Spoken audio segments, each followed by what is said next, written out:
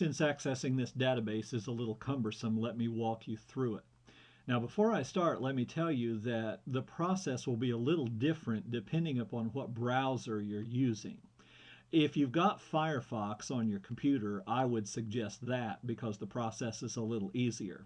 But I'm going to walk you through this using Internet Explorer because that's what most people have, and it's a little more convoluted with Internet Explorer. So let me show you what to do here. Obviously, the first thing we're going to do is click Song Database, and that will take us here, and we'll click Song Database again. Now we have three options.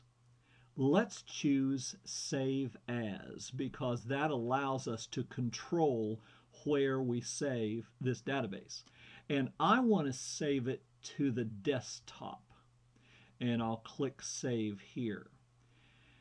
Now this is a large database, so it's going to take a little bit of time to download it onto my computer. And if we look at this bar down here, we can see that it's going to take another minute and 45 seconds. 14% of it is downloaded. So it's going to take a moment, but let's just wait and fast forward for a few moments, and then we'll pick it up when it gets completely downloaded. Okay, now we're approaching 100%. When we get to 100%, it's fully downloaded. Now we want to click Open. And then we get this odd message. I don't know why you get it. The computer staff has looked and looked at this and they can't figure it out, but don't worry. Just keep clicking OK. And you'll have to do it 6 or 7 times. But if you do, then you'll reach this screen. Before doing anything else, let's click here to enable content. Then let's go up here to File and click Music MDB, the first one right here.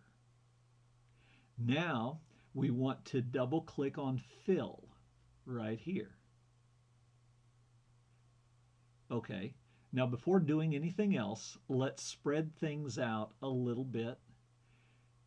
So let's close the shutter bar here, and then let's maximize the database screen.